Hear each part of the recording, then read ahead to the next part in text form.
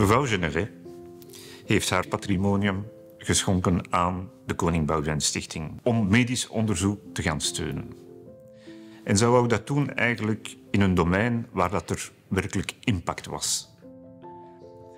En het comité, het beheerscomité van het Fonds Generet, die dan opgericht is geweest, heeft besloten om het domein van de zeldzame ziekten te gaan steunen. Omdat die domeinen meer middelen nodig hebben en ook zodoende een internationale onderzoekshub te gaan creëren hier in België. De selectie van de juiste kandidaten en van de laureaten is een complex proces. En het comité van het Generet-fonds heeft de selectieprocedure toevertrouwd aan de FNRS. In België alleen al zijn er meer dan 700.000 mensen die een zeldzame ziekte hebben. En wat is het grote probleem bij de zeldzame ziektes, die we soms ook weesziektes noemen? Dat er weinig aandacht naartoe gaat, dat er weinig onderzoek gebeurt op de zeldzame ziektes. En dit is waar het Fonds Generet echt het verschil maakt. Want elk jaar opnieuw stellen ze 1 miljoen euro ter beschikking van een Belgische onderzoeker die tot de wereldtop behoort en die de middelen zal inzetten om in 1 of meer zeldzame ziektes te gaan begrijpen hoe de ziekte ontstaat, hoe ze ontwikkelt en hoe we die kennis kunnen gebruiken om nieuwe diagnostica te ontwikkelen en nieuwe geneesmiddelen te ontwikkelen. Donc j'ai commencé ma carrière de chercheur il y a pas mal d'années maintenant. Et je me suis toujours intéressée à la thyroïde. Si les premières étapes de ma carrière ont été plus orientées vers des aspects biochimiques purs, avec l'avènement des cellules souches il y a quelques années, et donc cette capacité qu'ont ces cellules incroyables à fabriquer n'importe quel type de tissu pour autant qu'on les manipule correctement, j'ai eu envie d'essayer de fabriquer une thyroïde dans une boîte de pétri. Et donc il y a une dizaine d'années, je me suis attelée à ceci, et avec l'aide de mes étudiants, très talentueux pour la plupart, j'ai réussi à fabriquer une thyroïde dans une boîte de pétri. I want to congratulate for the nice work that you did. Ce qui m'intéresse le plus, moi, c'est certaines maladies rares thyroïdiennes, et en particulier une situation qu'on appelle l'hypothyroïdie congénitale, qui est une situation qui affecte un enfant sur 3000 à peu près, c'est-à-dire un enfant qui, à la naissance, a une thyroïde qui soit ne fonctionne pas bien, soit une thyroïde qui n'est pas présente, voire présente, mais complètement atrophique. Ça va bien.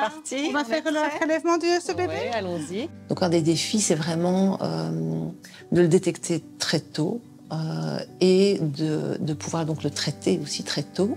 Pourquoi c'est important? C'est parce que non traité, un problème de thyroïde chez un bébé va donner un déficit intellectuel en fait. On va perdre des points de quotient intellectuel à chaque jour de retard de traitement. Au fond, il n'y a qu'une très faible proportion de la population mondiale qui peut bénéficier de ce dépistage. Voilà, on remplit les petits ronds. Quand on détecte, nous, des patients qui sont, on va dire, particuliers, alors on en discute avec le professeur Costagnola. Un exemple, c'était évidemment ce couple de patientes qui étaient jumelles, monozygotes, et qui avaient la particularité que l'une a un problème de thyroïde et l'autre pas. Vous allez bien? Émilie, c'est pour nous vraiment un mystère et ça nourrit notre curiosité. Comment est-ce possible alors que votre ADN est très très concordant, presque pas vraiment à 100%, mais très concordant. Je suis très fière que vous soyez célèbre. Oui. Et donc on a un outil extraordinaire pour se dire, si on récupère les cellules de ces patientes, qu'on les reprogramme et qu'on les force à devenir une thyroïde dans une boîte de pétri, on va pouvoir comparer in vitro une situation observée in vivo. Moi, à titre personnel, j'aimerais bien les rencontrer parce que, d'abord, je ne les ai jamais vus. On a commencé le travail de toute petite. Allez, tu veux pouvoir mettre un visage sur des cellules. Émilie, enchantée. J'ai une sœur jumelle qui est née sans glande thyroïde et que moi, j'ai une thyroïde. Oui, on est très fusionnels. On s'appelle tous les jours. Bonjour. Ah, c'est mes jumelles.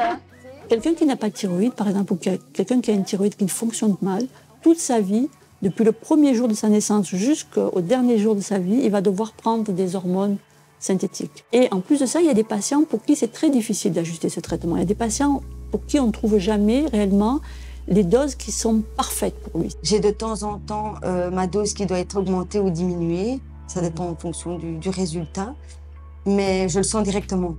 Par les outils qu'on a et par les molécules et les gènes qu'on connaît, on explique à peu près 10% des cas. Donc la très grande majorité des cas restent inexpliqués.